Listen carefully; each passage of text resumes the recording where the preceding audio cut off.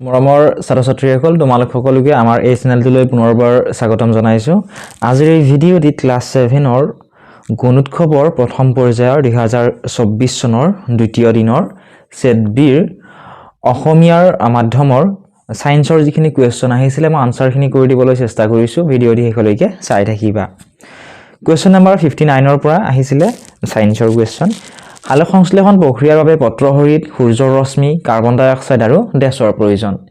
এই খালি ঠাইত এই অপচনসমূহৰ ভিতৰত কোনটো অপচন শুদ্ধ হ'ব আমাক সুধিছিলে। গতিকে আমি জানো যে সালোক সংশ্লেষণ প্ৰক্ৰিয়াৰ বাবে পত্ৰহৰিত সূৰ্যৰ ৰশ্মি, কাৰ্বন ডাই অক্সাইড আৰু পানীৰ প্ৰয়োজন হয়। গতিকে অপচন সি টো হ'ব শুদ্ধ উত্তৰ। নেক্সট কোৱেশ্চনটো চাও আহাচোন 60 নম্বৰ। পাকস্থলীৰ ভিতৰৰ দৰৱটোৱে এচিড নিঃসৰণ কৰাৰ কাৰণ কি? পাকস্থলীৰ ভিতৰৰ দৰৱটোৱে এচিড নিঃসৰণ কৰাৰ কাৰণ হৈছে এচিডে খাদ্যৰ লগত সোমোৱা বেক্টেৰিয়াসমূহ ধ্বংস কৰে আৰু পাকস্থলীক আম্লিক মাধ্যম কৰি তোলে। অপচনসমূহ বাহিৰতে আৰু কৈ থকা নাই। তোমালোকে যদি বিচৰা কিতাপখনৰ পৃষ্ঠা নম্বৰ 16 টো তোমালোকে চাই ল'ব পাৰা। নেক্সট কোৱেশ্চনটো চোৱা, কোৱেশ্চন নম্বৰ 61। তলৰ কোনবিধ সূচক ছত্ৰক শৈবালৰ পৰা আহৰণ কৰা প্ৰাকৃতিক সূচকৰ উদাহৰণ? অপচনসমূহ চোৱা, হালধি, ফেনলফথেলিন, সাবুন আৰু লিটমাছ। কাৰেক্ট এনসাৰটি হৈছে option number D, litmus. Next question 62 number. তলত দিয়া বিক্ৰিয়াটোৰ পৰা কোনবিধ সামগ্ৰী উৎপন্ন হ'ব? Fe+O2 + H2O। গছটো মানে এইকেইটাৰ পৰা কি উৎপন্ন হ'ব? কোনবিধ সামগ্ৰী উৎপন্ন হ'ব? Fe2O3 উৎপন্ন হ'ব। এই বিক্ৰিয়াটো কিতাপখনতো দিয়া আছে, তোমালোকে চাই ল'ব পাৰা। নেক্সট কুৱেশ্যনটো চাও আহাচোন 63 নম্বৰটো। কুৱেশ্যনটোত দিছিল উদ্ভিদৰ স্ত্ৰী জননকোষ এটা গঠন ক'ত হৈ সুধিছিল? ডিম্বাশয়ত, গৰ্ভমুণ্ডত, গৰ্ভদণ্ডত নে ডিম্বকত? কাৰেক্ট এনসাৰটি হৈছে উদ্ভিদৰ স্ত্ৰী জননকোষ এটা গঠন হয় ডিম্বাশয়ত। অপচন এ হ'ব শুদ্ধ উত্তৰ। Next question 64 number. এটা সম্পূৰ্ণ বছৰত কিমান ঘণ্টা হ'ব? এতিয়া চোৱা, এক দিনত কিমান ঘণ্টা? 24 ঘণ্টাত কি হয়? এক দিন হয়।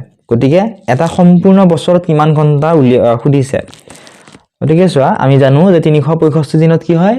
এক বছৰ হয়। গতিকে 365 আমি যেহেতু এক দিনত 24 ঘণ্টা 24 পূৰণ কৰি দিলো। দিওঁতে আমি কিমান পালো? 8760 পালো। অপচনসমূহৰ ভিতৰত অপচন এ দিয়া আছিলে 8760। গতিকে অপচন এটো হ'ব শুদ্ধ উত্তৰ। নেক্সট কুৱেশ্যনটো চোৱা 65 নম্বৰ।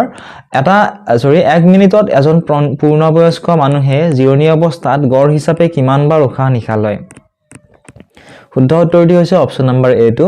এক মিনিটত এজন পূৰ্ণবয়স্ক মানুহে জিৰণি অৱস্থাত গড় হিচাপে 15 পৰা 18 বাৰ উশাহ নিশাহ লয়।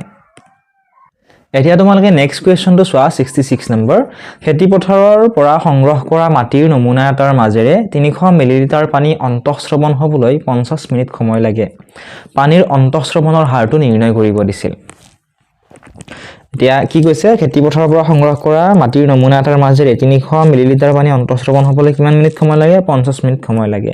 পানীৰ অন্তঃস্ৰৱণৰ হাৰ সুধিছে। গতিকে আমি ওপৰত 300 লিখিলো, তলত 50 লিখিলো। যেহেতু 300 মিলিলিটাৰ আছিলে, ঠিক আছে। গতিকে এইটো হৰণ কৰি দিয়া। এতিয়া এইটো শূন্য আমি কটাকটি কৰিব পাৰো। ইয়াত কিমান থাকিল? 5 থাকিল। ওপৰত কিমান থাকিল? 30 থাকিল। 5 × 6 কিমান হয়? 30। মানে 5 গুণ কিমান? 30। গতিকে 6 মিলিলিটাৰ পাৰ মিনিট। এইটো হ'ব অপচন, এইটো হ'ব শুদ্ধ উত্তৰ। নেক্সট কুৱেশ্যনটো চাও আহাচোন 67 number.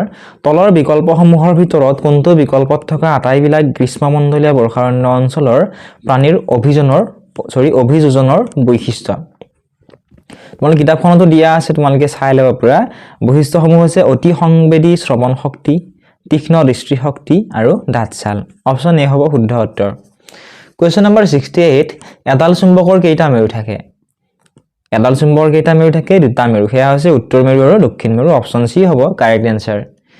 Question number 69।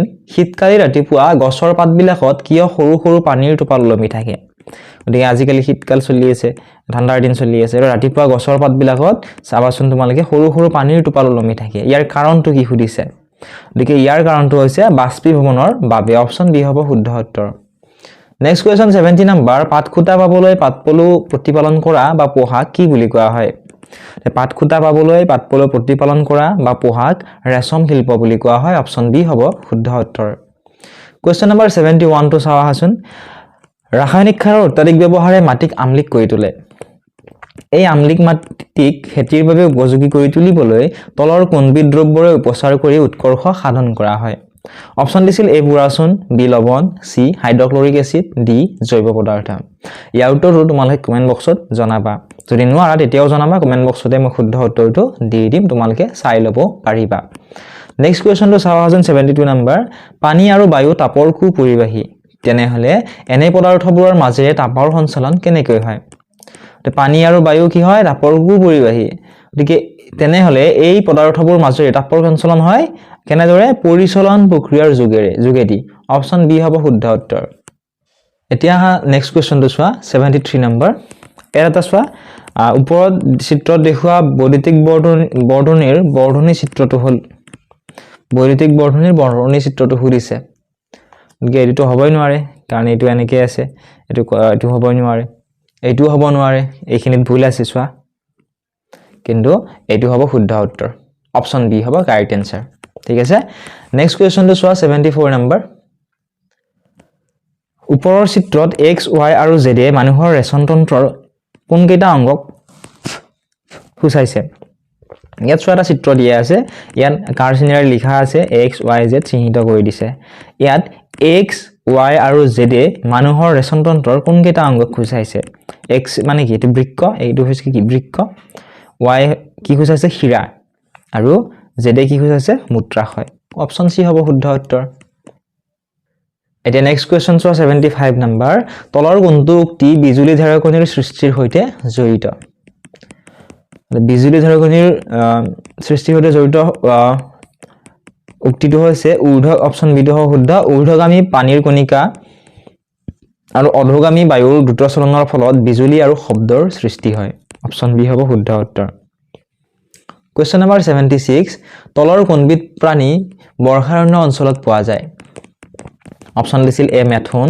B penguin সি হাতী ডি বগা ভালুক কাৰেক্ট আনসাৰটি হৈছে অপচন নম্বৰ সি টু হাতী হাতী বৰ্ষাৰণ্য অঞ্চলত পোৱা যায় নেক্সট কোৱেশ্চন চোৱা 77 নম্বৰ তলত দিয়া উক্তিসমূহৰ পৰা শুদ্ধ উক্তিটো বাছি উলিওৱা ইয়াত দিছিল এ নম্বৰ মাটিৰ শৈল সংস্তৰত খনিজ পদাৰ্থৰ পৰিমাণ অধিক এটো শুদ্ধ বি নম্বৰ দিছিল মাটিৰ মধ্যতৰপত হিউমাছৰ পৰিমাণ বেছি থাকে সি নম্বৰ দিছিল শীৰ্ষ মৃত্তিকা তৰপটো সাধাৰণতে কোমল ছিদ্ৰযুক্ত আৰু পানী ধৰি ৰাখে এইটোৱে হ'ব ইয়াৰে শুদ্ধ উক্তি অপচন সি হ'ব শুদ্ধ উত্তৰ নেক্সট তোমালকে চোৱা হেখৰ কোৱেশ্চনটো 78 নম্বৰ বৈদ্যুতিক তাৰত অপৰিবাহী পদাৰ্থৰ আৱৰণ দিয়া হয় কিয় বৈদ্যুতিক তাৰসমূহ চাবাচোন তোমালকে ঘৰত যিবিলাক তাৰ আছে তাত অপৰিবাহী পদাৰ্থৰ আৱৰণ দিয়া থাকে এটা কাৰণটো কি সুধিছে অপচন দিছিল এ তাৰডাল ধুনিয়া দেখিবৰ বাবে এটো নহয় তাৰডাল ধুনিয়া দেখিবৰ বাবে অপৰিবাহী পদাৰ্থৰ আৱৰণ দিয়া নহয় অপচন সি দিছিল তাৰবোৰ মেৰিয়াবলৈ সুবিধা হ'বৰ বাবে এটো অশুদ্ধ অপচন ডি দিছিল বিদ্যুতৰ অপচয় ৰোধ কৰিবলৈ